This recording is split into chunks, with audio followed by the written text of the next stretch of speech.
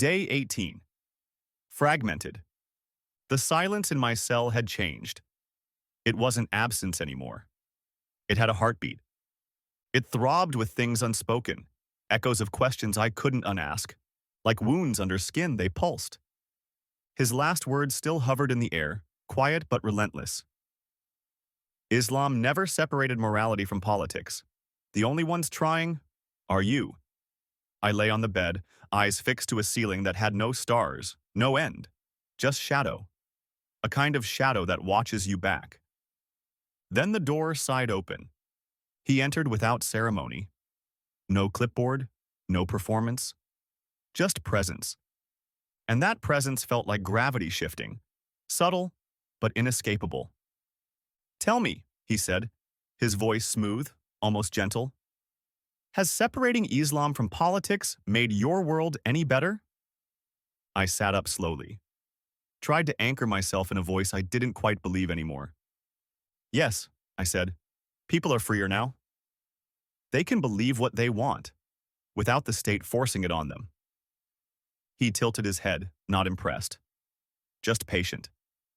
"Where are these freedoms you speak of?" Then he stepped forward, and the temperature dropped. "In prisons where dissidents vanish for asking questions? In parliaments where hijab is banned to protect your dignity?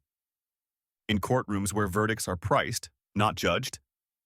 I opened my mouth, but the answers turned to sand before I could speak.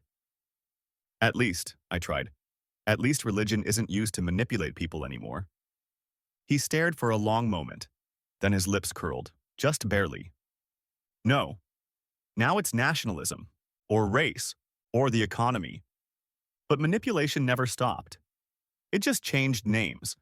Power always demands worship, and when it abandons divine law, it sanctifies itself." The lights dimmed.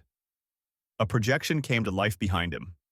Slow, flickering, like memory-made flame. A scholar dragged from a pulpit. A woman weeping over a burned Quran. A mosque turned into rubble, then into silence. I spoke again, but more carefully this time. "Still, shouldn't laws adapt? Times change. Maybe laws should too." His eyes snapped to mine. Is justice meant to follow appetite? Was truth sent down or voted in? His voice was sharp now, not raised, just sharpened. "You made your laws flexible, and so they bent, until they broke." He stepped aside and waved his hand through the projection. It shifted again, maps torn like tissue, borders inked by strangers, armies saluting flags no one died for, but everyone kills in the name of. Sykes, Pico, colonial treaties dressed as liberation. One ummah carved into cages, then sold the lie that this was progress. "And in place of the caliphate," he continued, "warlords with flags. Presidents for life, oil kings, and none of them fear the law. Because they are the law," I whispered. "But we had tyrants before." He nodded.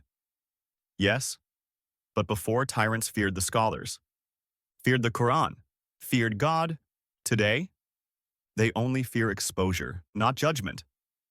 His voice softened, which somehow made it worse. "You didn't just separate Islam from politics.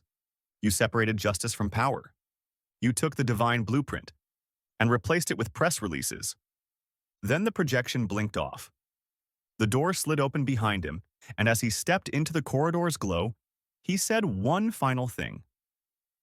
A line so quiet I might have imagined it if it didn't echo for hours after.